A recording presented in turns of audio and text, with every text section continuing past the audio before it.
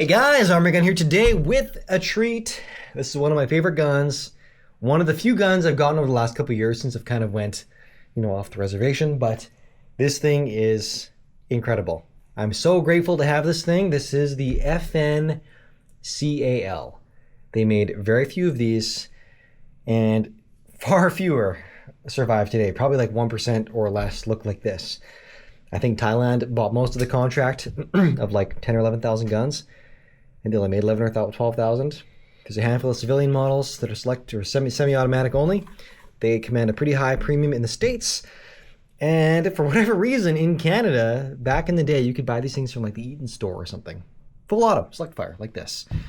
And anyways, today we're going to disassemble it. If you want to see the main view video, go check out my main channel. I'll do a little brief overview on the gun and give you my thoughts on it. But it's pretty freaking cool. I love it very much. And today we're going to take it apart. So, first things first. Pop out that non-AR proprietary mag. We're going to cycle it. Then we're going to pop the disassembly button right here, which is very much like an AR. Now this is like the FAL. It's just way more complicated and in 5.56. And this came before the FNC, which basically was this gun's savior, because this gun was just, unfortunately, went kind of down in like a flaming ball of fire. It was too complicated. It was too Gucci. It wasn't the original gangster. It was the original Gucci, and the world wasn't ready for that. They wanted clean and simple and efficient, and they got exceptional, exquisite, and complex.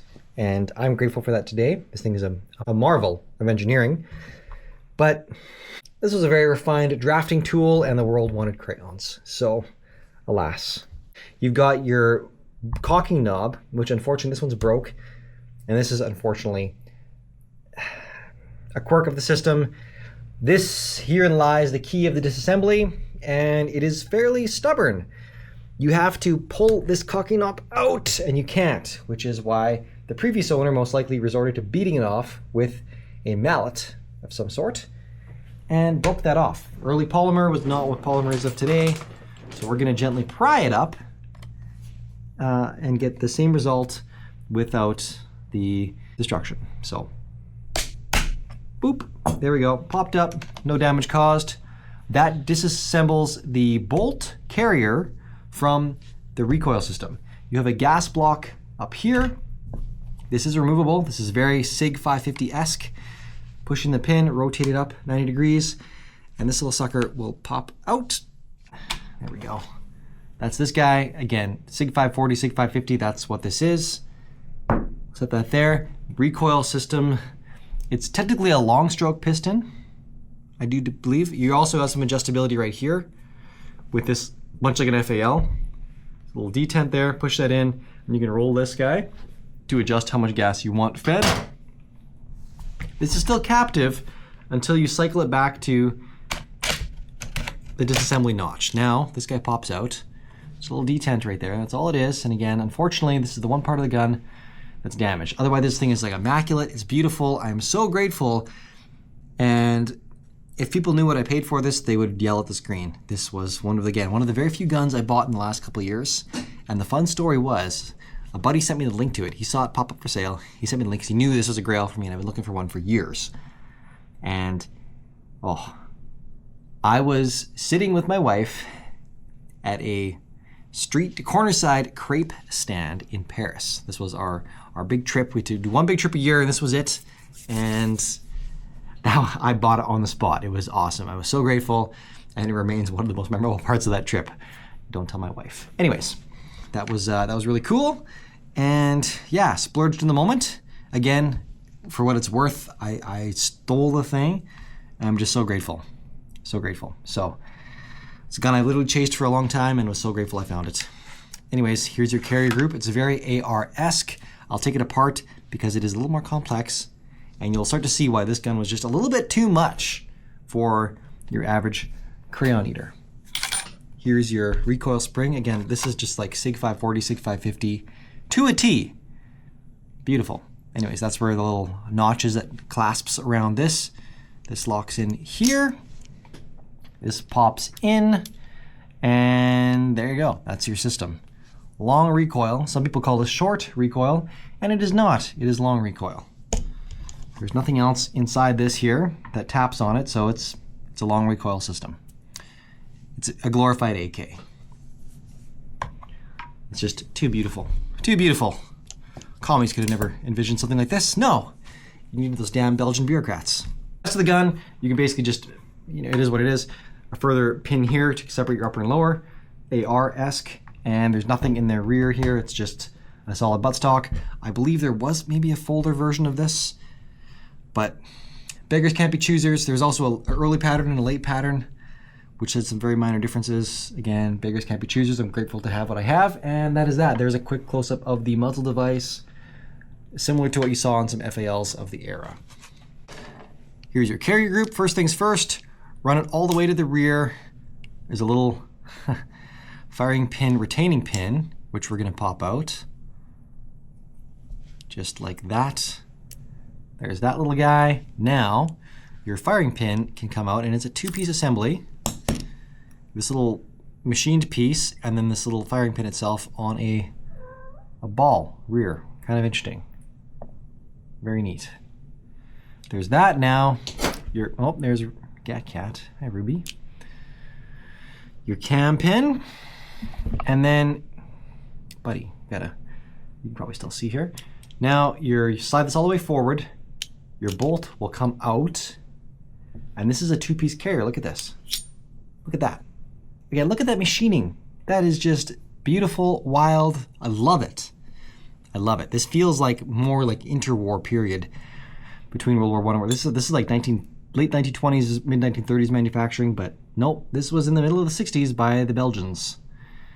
Them damn Belgians. Oh, this is gorgeous. Freaking loved it. Anyways, let's put it back together. Oh, the quality. That's some ASMR right there.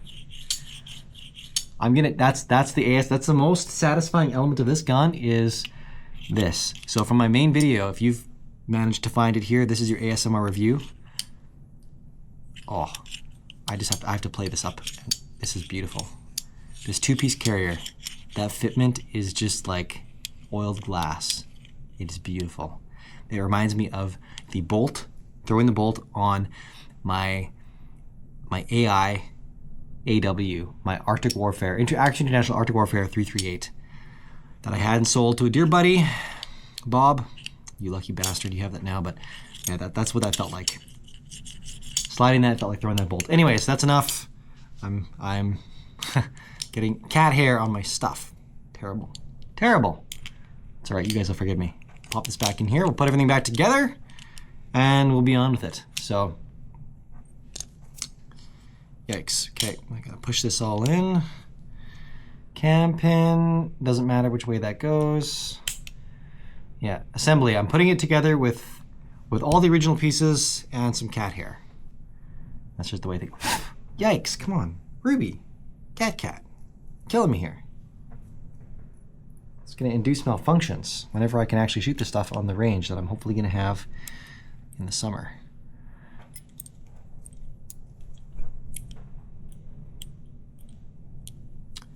This is a very snug fit, getting that firing pin in. Run it all the way to the rear and get that firing pin retaining pin back in. Make sure to seat it all the way or your bolt will not close. All right, it's gotta be fully advanced to go inside the gun. There we go. Ride it up a little bit and then we'll coax it back in with the cocking knob. All the way forward, we'll close the receiver. We'll stick our piston back in.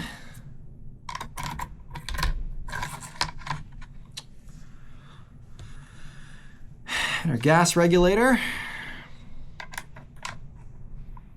Get this all in so that it's all the way to the rear, so when you actually assemble it again, it's all going to want to go back together.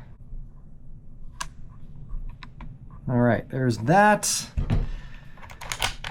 Let's get our bolt all the way in. Nope. The trick is to get this in and then actually drop the bolt,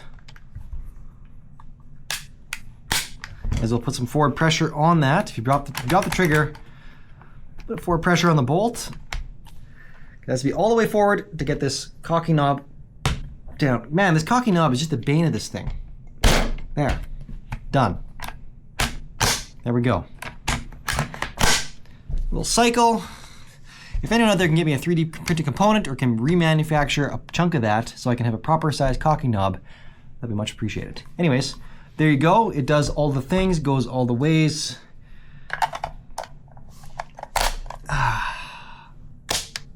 Gorgeous. Thanks a ton, guys. Catch me next week, most likely for another video. Boom diggity.